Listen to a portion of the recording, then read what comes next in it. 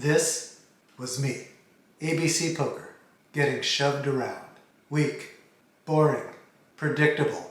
Then I stopped waiting for cards, and I started fighting. It was dangerous and profitable. Now this is your saga. I learned to fight. Now I'll teach you.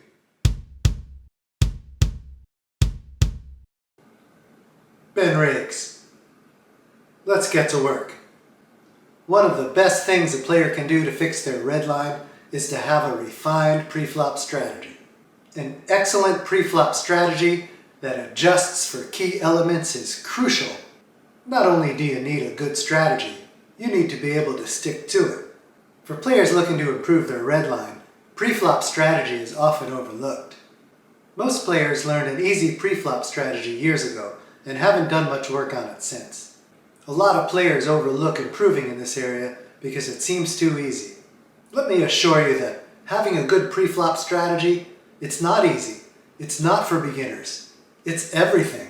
You need a solid preflop foundation for a good red line, not guesswork. Let's go over a few important elements of a good preflop strategy. First of all, most ABC players are conditioned to open up way too wide from early position. This is like a carryover from the pre-Black Friday days. Breakback was abundant, and so were casual players. Now things are not so easy, and you're going to lose a lot of these marginal hands to rake. So when it comes to early position, you probably need to tighten up a bit. Also from early position, you should be adjusting for very specific table dynamics and player types. This can be done by grouping hands into certain tiers that play well in certain conditions. If this is something you're already doing, great. If not, then this is an area you can work on to improve your red line. Next, let's talk about raising from the button and the small blind. In most cases, the modern ABC player is way too tight. Against some types of villains, this works out great, but against others, you're leaving a lot of money and red line on the table. Do you have a real plan to adjust, or do you just kind of go by feel? For example, if someone in the blinds is only 3-betting you 10%, you can go much wider and you can use a different set of specific hands that might work well against this type of opponent. Do you have a distinct plan for this? If not, there's another area that you can work on. A good red line depends on these things. Equally important to the red line warrior are 3-bet and re-steal strategies. If you don't know the difference between a polarized and a merged range and when to use either of them, your red line is going to suffer greatly. Again, you should have tiers of hands, groups of hands that work well against certain villains and certain villain types. You should also know when to flat these same hands instead of 3-betting them. Is this something you're considering? Finally, what's your strategy when you get 4-bet?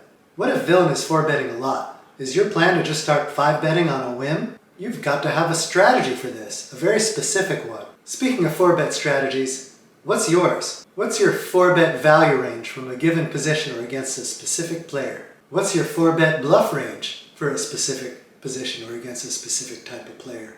Every single one of these items that I've mentioned in this video might be player dependent and need some type of adjustment against a certain type of player. Do you know exactly what you're going to do, for example, when villain is 4-betting you with 25% of his opening range? What hands are you going to 3-bet against this player? What hands are you just going to flat call? What hands will you 5-bet bluff? And what hands will you 5-bet for value? From what positions will you implement these ranges? So there it is. You want a good red line? A mediocre preflop game is not going to cut it.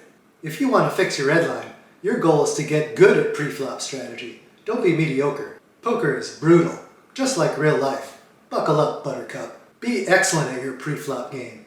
Fix and improve one aspect of your preflop strategy, one thing at a time, until you're really good at each one.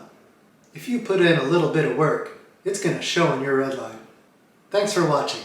Thanks for your time. Come train with me. Subscribe. I'll see you in the dojo.